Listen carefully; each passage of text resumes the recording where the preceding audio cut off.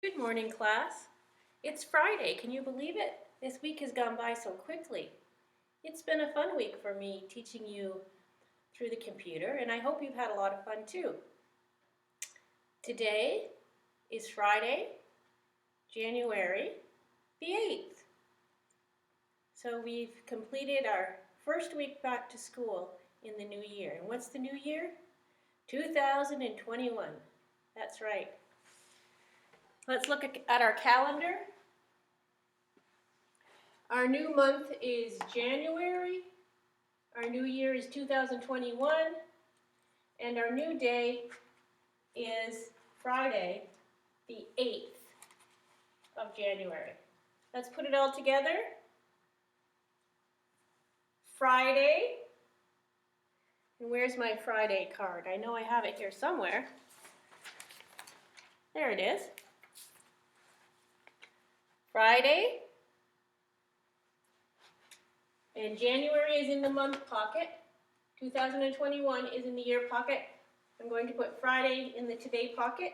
So if today is Friday, what was yesterday?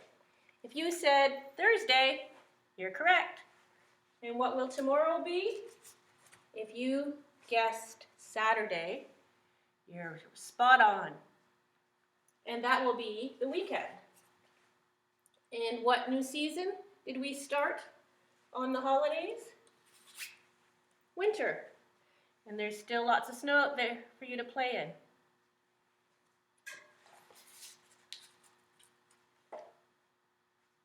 So let's sing our Days of the Week song together. Ready? Sunday, Monday, Tuesday, Wednesday, Thursday, Friday, Saturday. Sunday, Monday, Tuesday, Wednesday, Thursday, Friday, Saturday. And you can see, well, maybe you can't see very well. If I move my chair, you can just see the top of our caterpillar. It's growing all the way around to the end of the wall behind where the chart is. And we finished off, including today, at day 66. 66 days of school. Let's count by tens and see how far along we are in our hundreds chart. Let me grab that chart.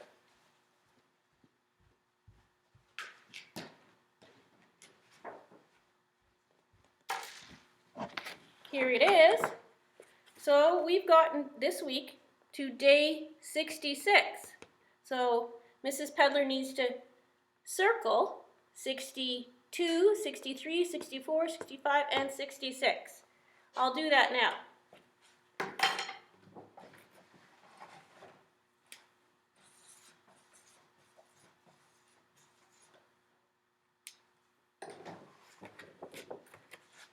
There we go. And let's count by tens. 10, 20, 30, 40, 50, 60, and we're at 66. What will the next group of tens be? If you said 70, you're correct. And then we have 1, 2, 3 groups of 10 before we get to our 100-day party. Let's count by tens together again, all the way to 100. Show me 10 fingers. 10, 20, 30, 40, 50, 60, 70, 80, 90, 100. How many fingers are on one hand? 5. Let's count by fives. 5, 10, 15, 20, 25, 30, 35, 40, 45, 50. And what special number is 50? That's right, it's half of 100. Good counting. All right, let's thank Jesus for our new day and for being with us all week long. Close your eyes, fold your hands, so we're concentrating on talking to our Heavenly Father. Dear Jesus, thank you for this new day, Friday. Thank you for this new week, this first week back to school. Thank you that we have healthy minds and healthy bodies. We have families that love us and care for us, and that we have a wonderful school where we can learn more about the world that you made for us. Help us to be more like you. Help us to be gentle in our words and our actions. We pray in Jesus' name, amen. And let's say that verse together that reminds us to be gentle. And today's Friday, so I would like you to take time after we're done practicing together to say your memory verse all by yourself to an adult that's there taking care of you. 1, 2, 3. A gentle answer turns away wrath, but a harsh word stirs up anger. Proverbs chapter 15, verse 1. You got it, and I know you're going to do an excellent job saying it all by yourself. And when you share a Bible story together today, the story is called A Gentleness Story. And there's a special story about a boy named Jordan and the lesson that he learned about gentleness. But before you read that, I'd like to talk to you about how the wind can teach us a lesson about gentleness. Close your eyes and think of the coldest winter day that you can imagine. The wind is blowing hard and is carrying sharp ice crystals and snowflakes that sting your face as they cut into your cheeks. Now open your eyes and clear that picture out of your head and close your eyes again. You're going to think of a new picture. Close your eyes and now think of a warm spring day. The sun is shining. There's just a gentle breeze blowing. It's beautiful. And it's barely strong enough to even lift your hair. It touches your face very softly. Okay, you got that picture? Open up your eyes. I've got a couple questions for you to think about. What does it feel like to be outside on a stormy winter day, like the first picture where the ice crystals are biting your cheeks? That's not very fun, is it? You want to get inside where it's warm and cozy. What does it feel like, here's the next question, to be outside on a warm summer day? I know when I'm outside in the sunshine, I don't want to come inside. I just want to let the sun touch my cheeks and my arms. It feels like it's giving me a hug. Well, did you know, sometimes when we forget to be gentle, we can be like the harsh winter days where the snow is biting. If our words are harsh instead of gentle, it can feel like those words are biting someone else. We don't like people to talk to us in an angry voice. But if we use gentle words, that can feel nice and cozy to the person that you're using gentle words to. It can make them feel cozy inside and make them feel happy and maybe turn the frown on their face into a smile. So just remember, your words are important in the way you say them, in a gentle tone or in a harsh tone. And I'd like you to talk some more about gentleness as you read your story together. But right now, we're going to turn our thoughts to our letter of the week. What was that letter? The letter N. I've got a couple books for you about the letter N. We've got our Animal Friends book, and let's see what it tells us about the letter N. Oh, it says nap. Nap. There's a little toddler napping at the top, and there's a little toddler lion napping at the bottom. Or, excuse me, it's a leopard. Nap like a leopard, resting all the day. After sunset is the time when you will hunt and play. Nap. Can you pretend that you're a baby leopard curled up, having a nap? N is for nap. Let's see what they have to tell us on the farm about the letter N.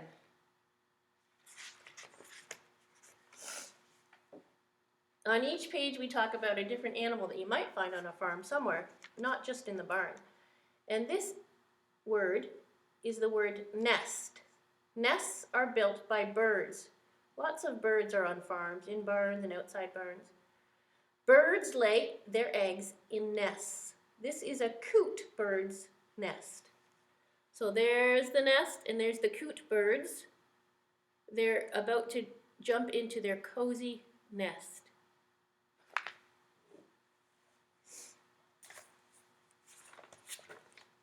So our two N words that we learned about this morning are nap, and nest. Can you take a minute and think of any other N words that we've talked about this week? Nanny goat, neighbor, knee, nose. I bet you can think of a lot more words that start with the letter N. I showed you the picture of the nanny goat with the uppercase N. Well, for our JKs, we have the uppercase N sheet. It's a craft sheet. Let me see if we're all doing the same one, or yeah. So the SKs are doing their uppercase N sheet, and the JKs are doing their uppercase N sheet with the nanny goat, and the SKs have their own N page, but it's the lowercase craft coloring page. On this uppercase craft coloring page, you'll need some tin foil, I have it here, and some pieces of fabric, some glue, and your scissors. So the reason you need the tin foil is to cut out little pieces of aluminum foil to go over these cans, to make them look like shiny aluminum cans. So you can just cut out tiny little rectangles, glue them onto the cans. You can color your goat, maybe brown or gray, and color the grass underneath green. And if you have some strips of fabric at home, you can cut them into skinny strips and decorate the end.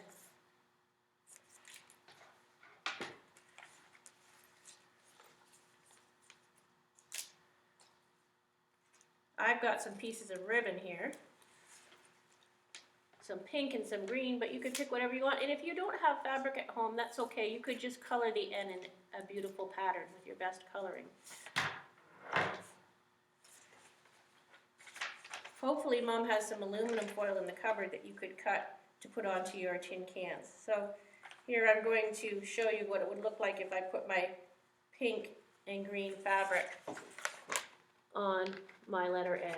But you decorate it however you want. Just make sure it's your neatest coloring and your neatest work. So that's the uppercase N sheet. I'm just going to go grab the lowercase N sheet. I'll be right back.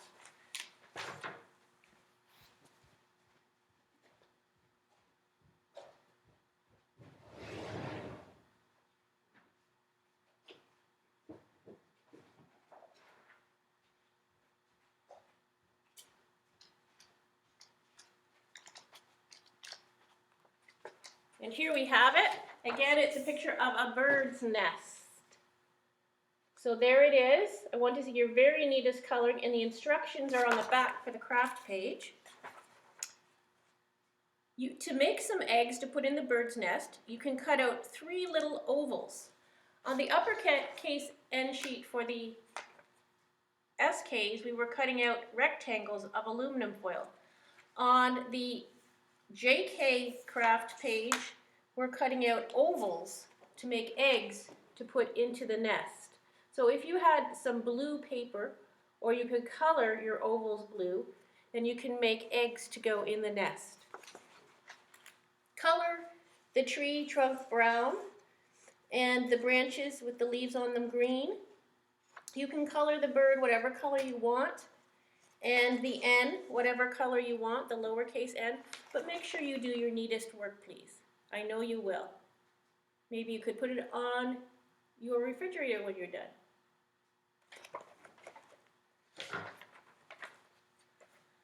Okay, moving on. We're going to move on to our math. And we've been talking about shapes all week long. Let's see if we remember what those shapes are. Can you see this? There we go. I think you can see it now.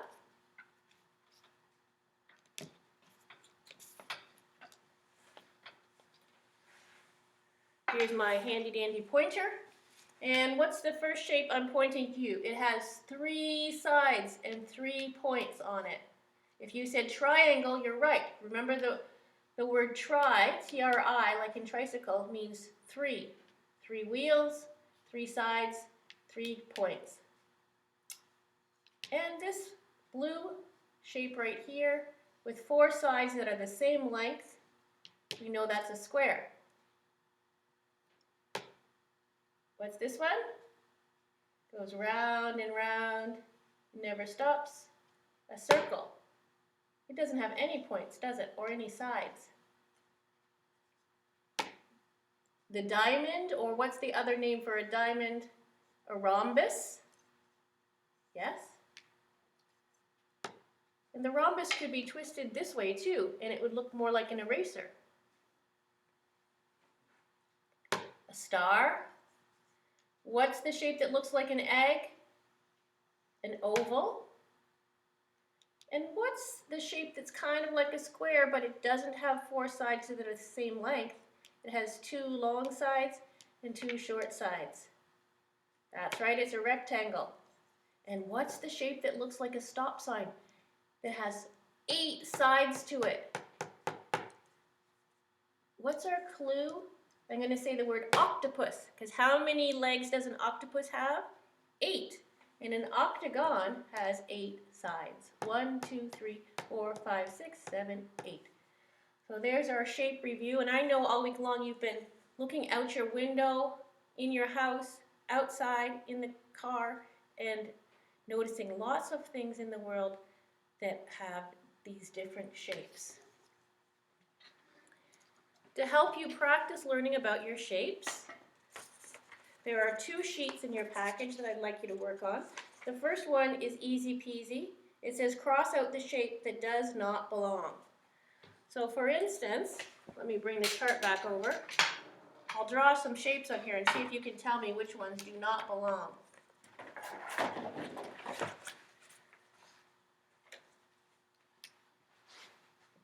Square, square,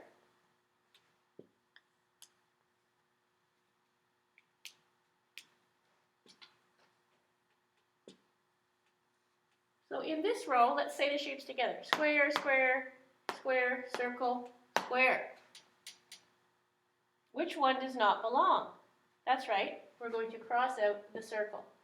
So there's 4 rows on your worksheet, and I want you to find the shape that doesn't match and cross it out in each row. And then, if you want to pull out the next worksheet, it's a picture of a house again. And we know that houses have different shapes like squares, triangles, rectangles, circles. So at the top of this sheet it says count the shapes and fill in the blanks. And then down below you need to write the number that you've counted for each one of the shapes. So there are how many squares, there are how many rectangles, there are how many triangles, and there are how many circles. You're going to have to count so that you can write the right number in each blank.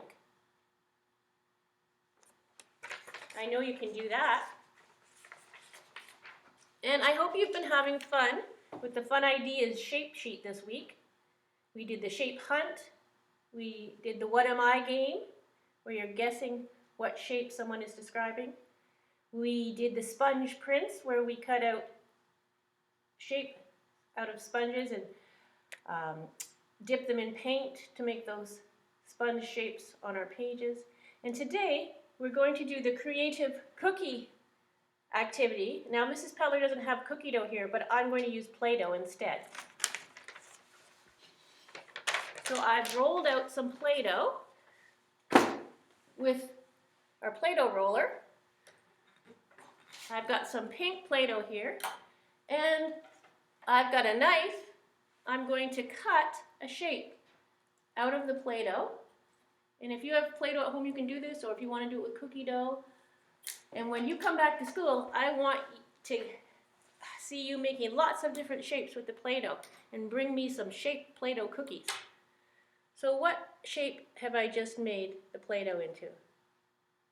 Yes, it's a pink Play-Doh triangle with 3 sides. 1, 2, 3. 1, 2, 3. Now, another shape.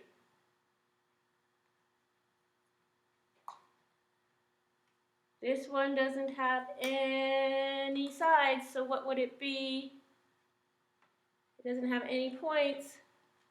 If you said a circle, you are correct. It's a pink Play-Doh circle. Now, what would the one be that's shaped like an egg? It's kind of skinny. Looks a little bit like a circle, but it's longer and skinnier. If you said an oval, you are correct.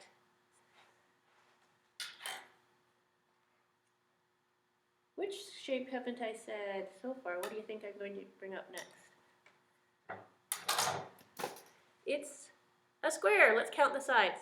1, 2, 3, 4. And they're all about the same length, so we know it's a square.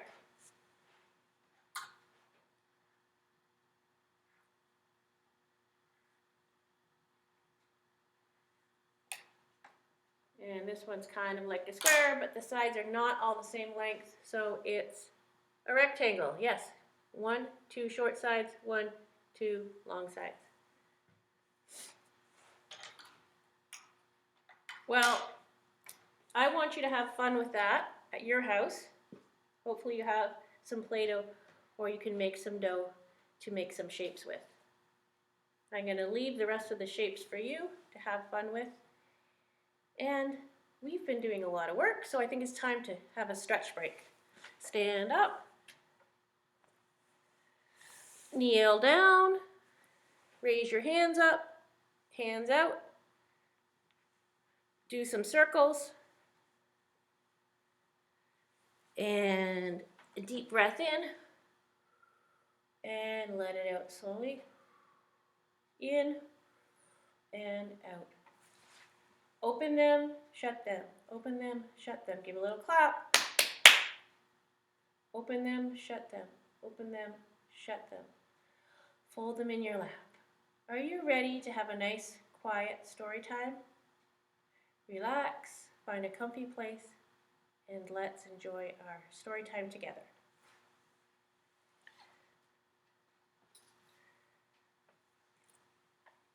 I've got some shape books.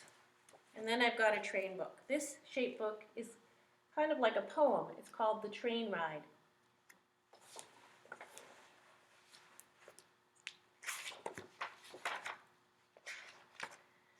We're off on a journey out of the town. What shall I see? What shall I see? The fun thing about a train ride is being able to look out the windows and see what you see. I went on a train ride from England to Scotland. What do you see in the field here? Some sheep. When I was in Scotland, I saw lots of sheep in the field. Sheep running off and cows lying down. That's what I see, that's what I see. Over the meadow, up the hill. What shall I see? What shall I see? A mare and her foal standing perfectly still. That's what I see, that's what I see. There is a farm down a bumpety road. What shall I see? What shall I see? And what's that car at the front of the train? The engine. And all the cars behind, I see people in the window, so we know this is a passenger train. A shiny red tractor pulling its load. That's what I see, that's what I see. Here in my seat, my lunch on my knee. What shall I see? What shall I see? A ticket collector smiling at me. What shall I see? That's what I see. Into the tunnel, scary and black. What shall I see? What shall I see? Oh, they're just about to go through a tunnel. My face in a mirror staring back. That's what I see, that's what I see. After the tunnel, when we come out, what shall I see? What shall I see? So I think when she's going through the tunnel and she looks out the window, she just sees herself in the window, like looking in a mirror. A gaggle of geese strutting about. That's what I see. That's what I see. They've come through the tunnel and now she sees some geese. Over the treetops high in the sky, what shall I see? What shall I see? A giant balloon sailing by. That's what I see. That's what I see. Listen, the engine is slowing down. What shall I see? What shall I see? A market square, a seaside town. That's what I see. That's what I see. There's a lighthouse, the sand and the sea. So before she was in the countryside and now she's going by a seaside town. Lots of different scenery, but it's all beautiful. The train is a wonderful way to see different scenery. Here is the station. Whom shall I see? Oh, they've come to the station. I wonder who's waiting there. There is my grandma welcoming me. Wow, that must have been a fun train ride going to see her grandmother, knowing that her grandma was waiting for her. Welcoming me with a great big hug. And you should remember to give a big hug to your family members and let them know that you love them. Well, let's read some shape books. What is a triangle? We did what is a circle and what is a square. Today we have what is a triangle. A sandwich cut in shapes like this.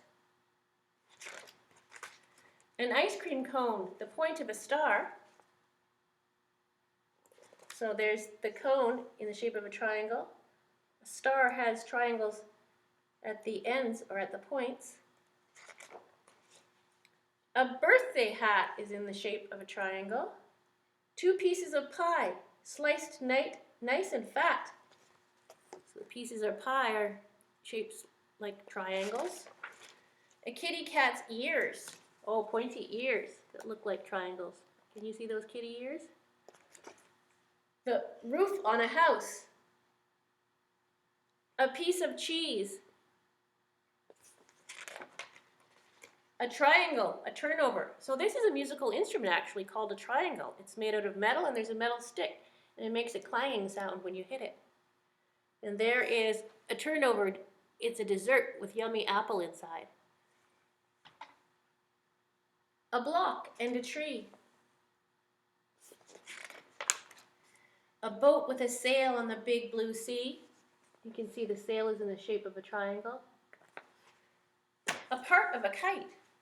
So if you take the diamond or the rhombus and cut it in the middle, you have 2 triangles, one on the top and one on the bottom. A paper plane is in the shape of a triangle. A colorful link in a plastic chain. There's a whole bunch of triangles put together in the chain. A bright folded napkin. A teddy bear's nose. The part of a hanger that wears your clothes. A pumpkin's eye. If you make a happy face on a pumpkin, you can see the eyes and the nose are in the shape of triangles. Pizza sliced in a pan. Do you sometimes have pizza to eat on a Friday night? Can you find a triangle? Of course you can. So here's a page with lots of different shapes. We see the globe, it's a circle. We see these paints in the shape of triangles. We see buttons in circles. We see a block in the shape of a square, all kinds of different shapes all around.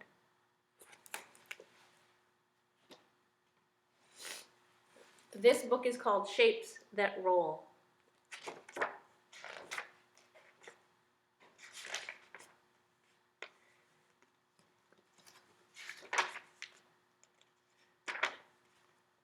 Square, circle, triangle, follow them.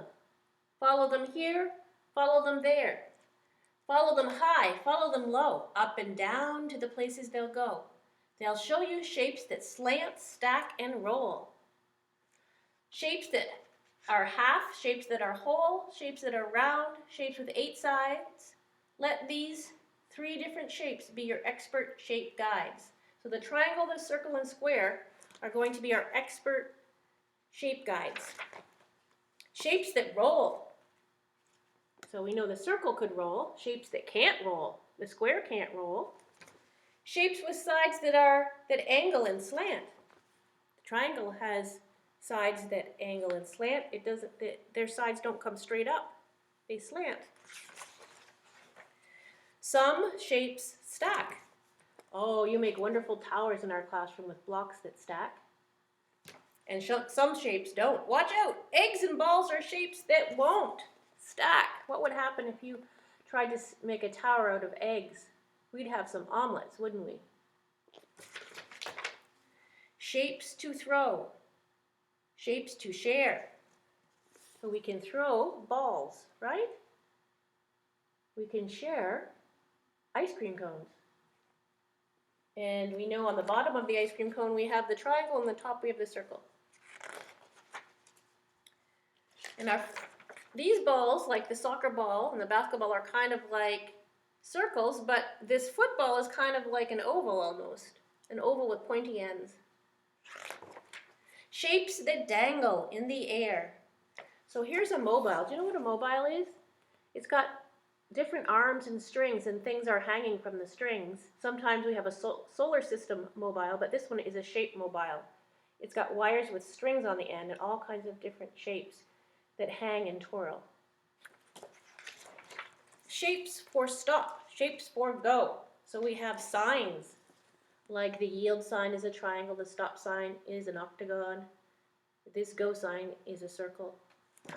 A house has many shapes to show, and we've already talked about that a few times. You can see lots of different shapes on that house. Shapes that shine, shapes that freeze. So the star shines and the iceberg freezes. Shapes of fruit that grow on trees. Can you see the oval with points like a lemon, an orange like a circle, a cherry like an oval? And the pear has a circle at the bottom and a point at the top. Shapes that glimmer up above. So these are all shapes in nature that God has made. He's a wonderful artist and creator. There's a crescent-shaped moon. Have you ever had a crescent roll? And a heart, shapes that make you think of love. What's the month where we celebrate love? If you said February, you're correct. Shapes to open, shapes to close. So there's some rectangle shutters that open and close to cover up our windows, or open them up and let the sun shine in. Shapes that stand upright in rows. Whole bunch of evergreen trees. They look like Christmas trees, don't they? Have you taken your Christmas tree down yet? I think I'll take mine down this weekend. It's still up though. Shapes that teeter, shapes that play. Shapes help people find their way.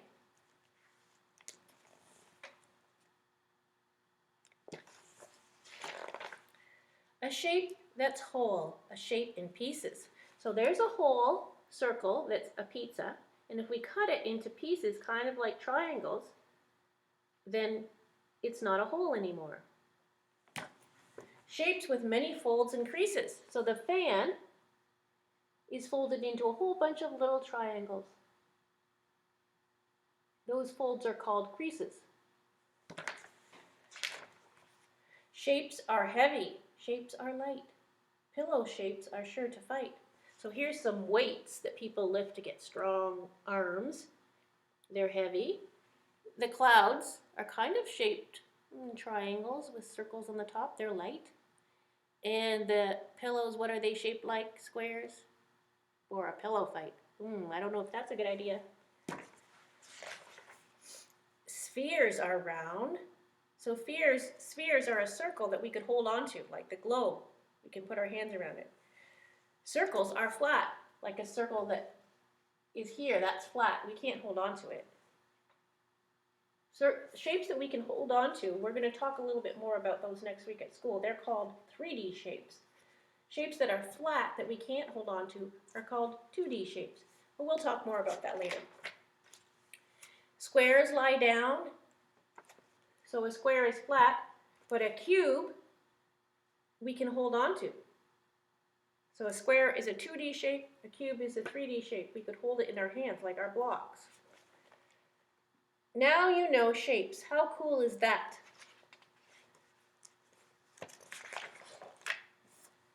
Did you see the arrows, the circles, and the squares? Did you see the stars and hearts and ovals everywhere? Triangles, rectangles, diamonds, pentagons of blue, crescents, octagons, and semicircles. A semicircle is half a circle, right?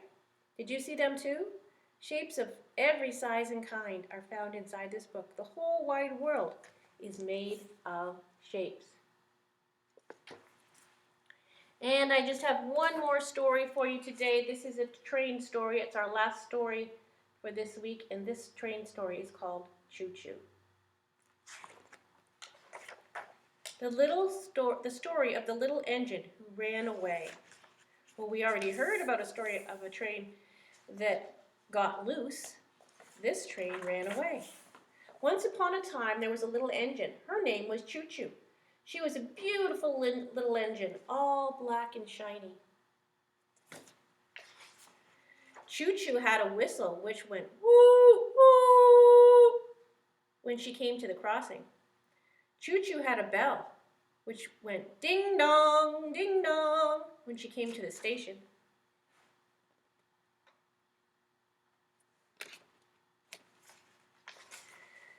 And a brake which went and just made an awful noise. Choo Choo had an engineer, and his name was Jim. Jim loved the little engine and took good care of her. He would shine and polish her till she looked like new, and oil all the parts so she would run smoothly. Choo Choo had a fireman. His name was Ollie. Ollie fed the little engine with coal and water. Do you remember we talked about different trains, electric trains, steam engines, coal engines? Well, Choo Choo was a coal engine train. Ollie fed the little engine with coal and water, and the tender carried the coal and water. So this car right here, where you see steam and water, that's called the tender car. Archibald was the conductor who rode in the coaches. He took the tickets from the passengers. Archibald had a big watch. He told the little engine when it was time to start. There's Archibald with his watch.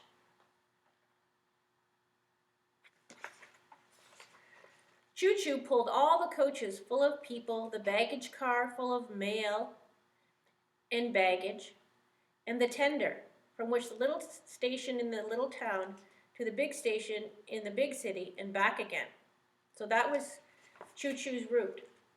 She pulled passenger coaches, and she pulled a baggage car that had mail and suitcases, and the tender, which had the coal and the water. And she pulled it from the station in the little town to the big station, and then back to the little town again.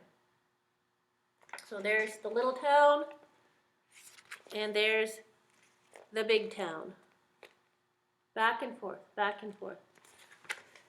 Choo Choo went through the fields and across the highway where the gates were down.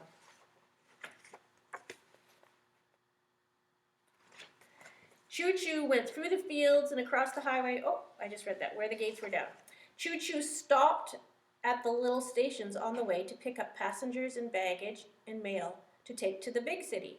Ding dong, and she's off again, through the tunnel and over the hills. There's the people getting on.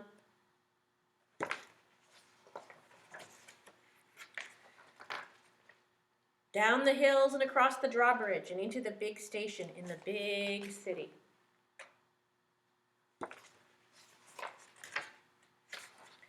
One day, Choo Choo said to herself, I'm tired of pulling all these heavy coaches.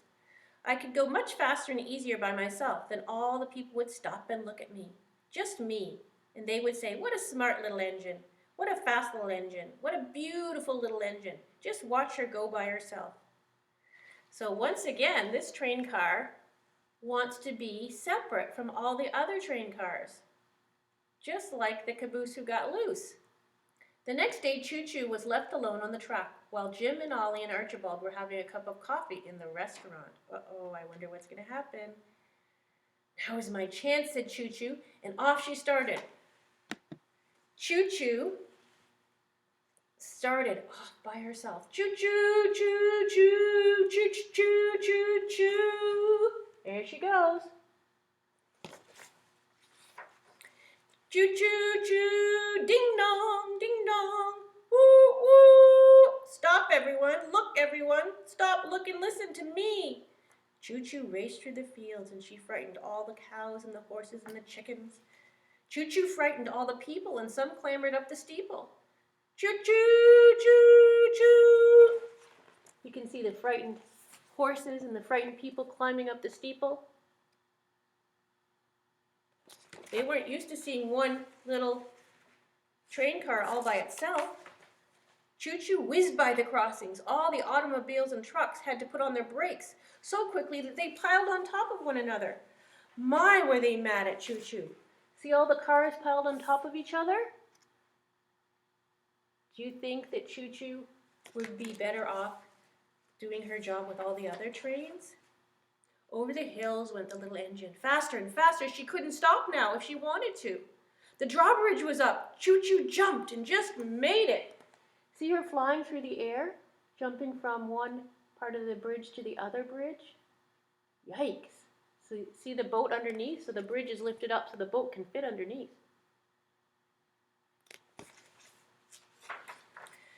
But she lost the tender. Fortunately, it fell on a coal barge which was passing under the drawbridge. So the tender car fell off, but it landed on this barge here, so it didn't hurt anybody. It already had coal on it. It was so close to the boat. Choo-choo raced on into the big yard, into the big city. Swish, swish went the air brakes on the express trains. Poor Choo-choo didn't know which way to turn. There was a track out, a freight track that ran around the city. Choo-choo took it and escaped. So there's all the other trains waiting, and Choo-choo is just sailing wildly through the train yard. Can't stop, even though he would like to stop now.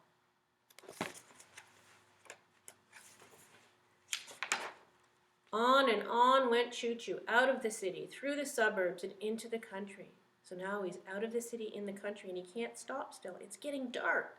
She's lost. She did not have much coal or water left because she lost the tender where she kept the extra coal and water. Finally, she came to where the tracks divided.